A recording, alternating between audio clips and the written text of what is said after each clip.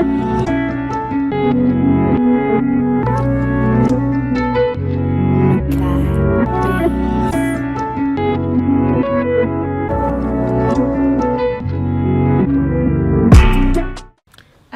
donc je m'appelle Hélène Bourris-Bois, je suis infirmière et kinésithérapeute de formation professionnelle et je me suis toujours intéressée à la dimension pédagogique et éducative dans l'accompagnement de la personne soignée.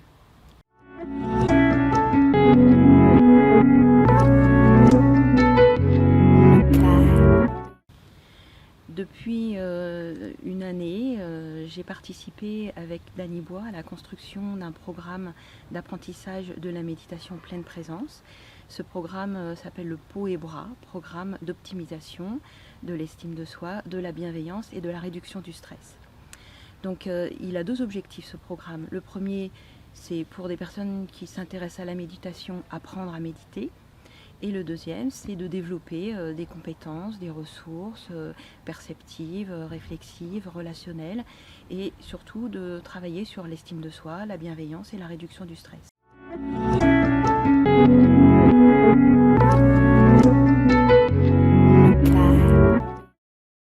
Alors pourquoi a-t-on créé ce programme de méditation? C'est parce que Dany Bois considérait que si les personnes sont intéressées par la méditation, il n'est pas si simple que ça de méditer et d'y trouver des ressources, on peut parfois s'y ennuyer. Et donc il a estimé qu'il était nécessaire d'apprendre à méditer. Donc le programme qu'il propose a deux vocations en même temps, apprendre à méditer et apprendre de sa méditation. On retrouve là toute la dimension éducative et pédagogique qui m'intéressait personnellement.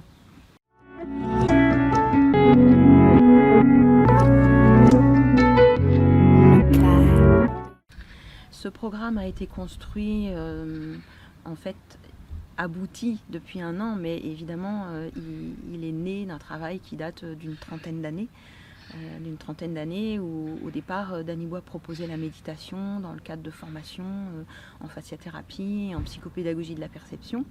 Et puis il a souhaité à un moment donné peut-être simplifier et proposer des principes de travail reproductibles par tous et qui permettent de relier la pratique de chacun à vraiment la dimension fondamentale de l'expérience de la pleine présence, qu'il n'y ait pas un petit peu de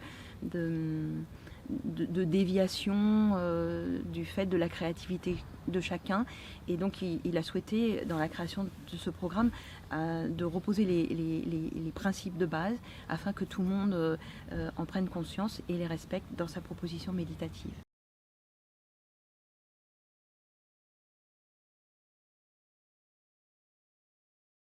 Le programme d'apprentissage de la méditation pas à pas s'étend sur en tout 8 semaines.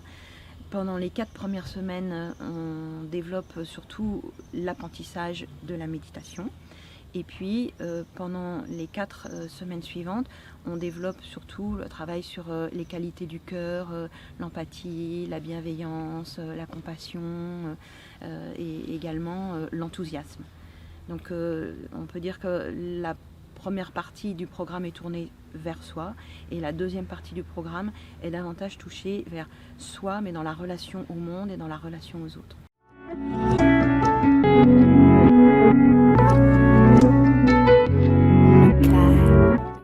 Cette méditation s'adresse à tout un chacun.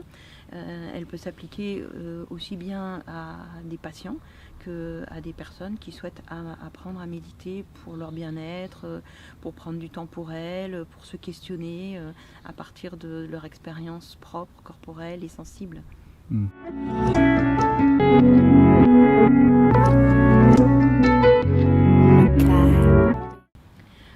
Pour les thérapeutes, l'apprentissage de la méditation, on peut dire, a deux vocations. Je dirais pour le thérapeute lui-même, parce que quand on s'occupe des autres, parfois on se décentre un petit peu de soi, et ça peut créer aussi certains troubles, comme de la fatigue par exemple. Mais ça peut aussi être un outil qu'ils vont proposer à leurs patients, notamment les patients atteints de pathologies chroniques qui ont besoin à un moment donné de participer à leur propre prise en charge. Et quand ils posent la question « qu'est-ce que je peux faire pour moi ?», on peut leur proposer la méditation. Donc la méditation, elle va avoir pour vocation de développer le rapport à leur corps, qui est souvent, mis à l'écart. Quand on souffre, on met de la distance avec le corps souffrant.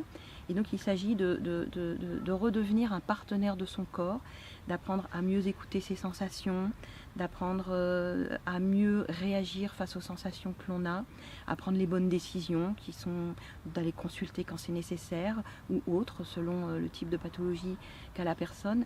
Et donc il y a une forme de développement de l'empowerment, de la prise en charge de la personne par elle-même, à travers un outil où elle prend soin d'elle-même. Et donc c'est notamment indiqué dans toutes les pathologies chroniques.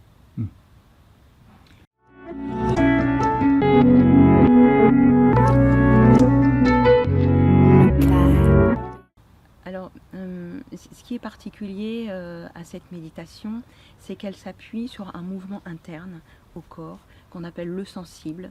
Et ça, c'est vraiment la signature en fait de la méditation pleine présence. Dans le programme pédagogique Pas à Pas, on travaille sur des supports. Donc, il y a 10 supports. Et ces supports, on va les travailler graduellement du plus simple au plus subtil. Donc, par exemple, il y a des supports objectifs et des supports objectifs et subjectifs. Donc, par exemple, il y a des supports objectifs et des supports subjectifs. Parmi les supports objectifs, on va avoir le corps, le mouvement, la respiration. Et parmi les supports subjectifs, on va avoir l'écoute du silence, l'écoute des tonalités internes, l'écoute du mouvement interne et des effets que cela va déclencher lorsqu'on pose notre attention sur le corps animé d'un mouvement. Quel effet ça va créer à l'intérieur de la personne et comment elle va entrer en résonance avec ces effets. C'est-à-dire comment elle va être interpellée, comment ça va lui parler d'elle et comment autour de ces sensations, elle va prendre conscience de certaines choses, de certains vécus qui vont mener à une réflexion et à une mise en action d'elle-même pour mieux s'occuper d'elle, pour mieux prendre soin d'elle et avoir des comportements plus adéquats par rapport à son bien-être, par rapport au respect d'elle-même ou par rapport à sa santé s'il s'agit d'un patient.